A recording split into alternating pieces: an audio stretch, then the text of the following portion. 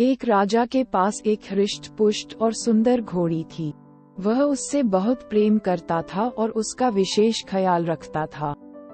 इसका कारण ये था कि युद्ध क्षेत्र में घोड़ी ने कई बार राजा के प्राणों की रक्षा की थी। ये घोड़ी की वफादारी थी जिसने राजा का दिल जीत लिया था।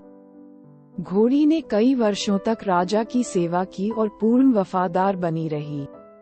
जब उसकी उम्र हो गई तो उसकी जगह उसके बेटे ने ले ली। घोड़ी का बेटा हृष्ट-पुष्ट था, मगर उसमें एक खामी थी, वह जन्म से ही काना था। इस बात को लेकर वह हमेशा दुखी रहा करता था। एक बार उसने घोड़ी से पूछा, माँ, मैं काना क्यों जन्मा? घोड़ी ने बताया, बेटा, जब तू मेरे गर्भ में था, उस समय एक दिन राजा मेरी सवारी कर रहा था और मेरे कदम लड़खड़ा जाने पर आवेश में आकर उसने मुझे एक चाबुक मार दिया था।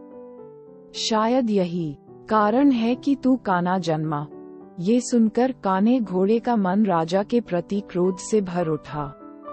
वह बोला, माँ, राजा ने मुझे जीवन भर का दुख दिया है, मैं उससे इसका बदला लूंगा।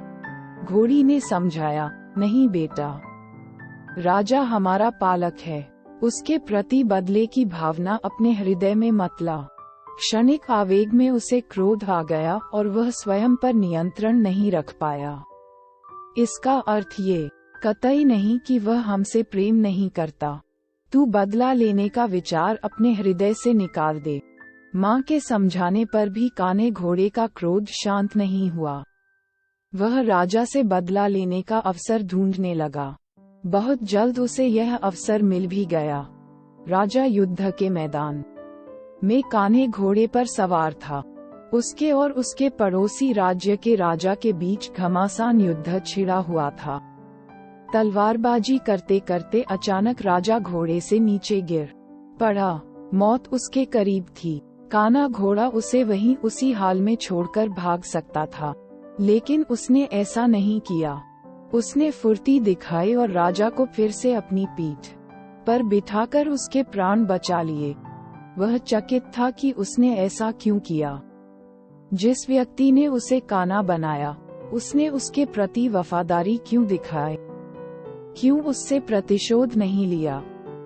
ये प्रश्न उसने घोड़ी से पूछा तो वह मुस्कुराते हुए बोली, तू आखिर बेटा किसका है?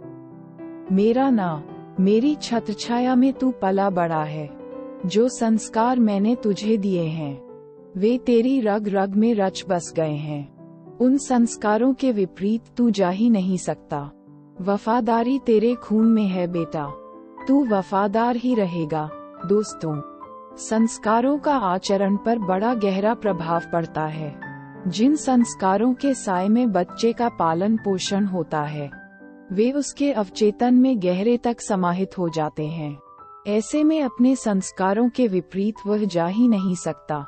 संस्कारों का सबसे बड़ा आधार परिवार है, जहाँ से संस्कारों की नींव पड़ती है।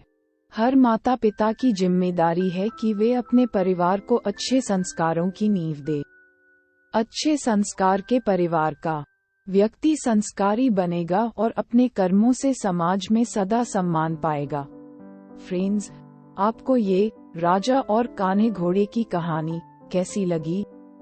आप अपने कमेंट्स के द्वारा हमें अवश्य बताएं।